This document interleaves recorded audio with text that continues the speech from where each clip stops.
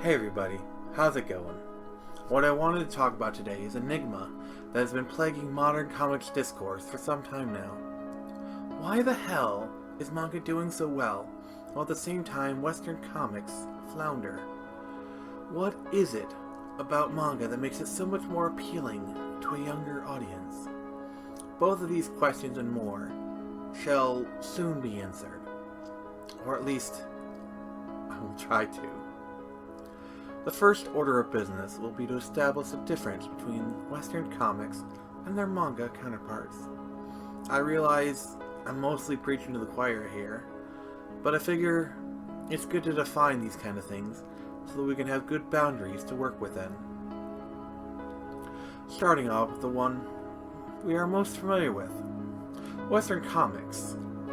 As we know, they were birthed in the pre-war years of the late 30s, used as cheap entertainment for soldiers on the war front of World War II. These books saw a decline in the 1950s, only to rise back to prominence with the emergence of modern Marvel Comics in the 1960s. I'm sure we all know the rest of that story. As for manga, it first emerged in the post-war years, its rise beginning in the 1950s, only growing with each decade, finally coming to mainstream attention in the late 90s and early 2000s. This is definitely where my own personal experience comes in. I have fond memories of reading mangas such as Shaman King and Bleach. With that brief history out of the way, let's get back to the question at hand. Why is manga seemingly on fire, while comics seem to only be, well, a trash fire? In my not so well informed opinion, it's that manga is simply a better product, more well suited to young people's tastes than the characters created in the 1960s. Whether it be the content, how it's produced, or even just the continuity, manga seems to be doing everything right, while comics seem to be doing everything wrong. And what exactly is comics doing wrong? Take your pick.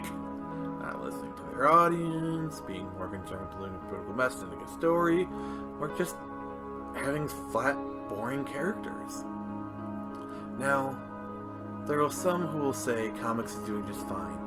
No need to worry, they'll say. These people are flat out lying. Comics is not doing fine. According to comicbookrevolution.com, one of the big two doesn't show up until the 8th spot. Ouch. Now, I don't know about you, but I would imagine one of America's big two comic book publishers could manage a spot higher than 8. To me, it's a certain sign of the times. If Marvel and DC don't get their act together, they become a mere footnote in the history of comics. So what do you think can be done? Can the ship be righted, or is it doomed to sink? If anything can be done, what should they do? Sound off in the comments below. As of this video, my campaign is now finished. Thank you so much to everyone who donated. It is now in demand. Catch me live on the Midweek Madness this Wednesday, where I'll talk about where things will go from here. As always, this is Nick from the Phoenix Press, and remember, I can only show you the door. You're the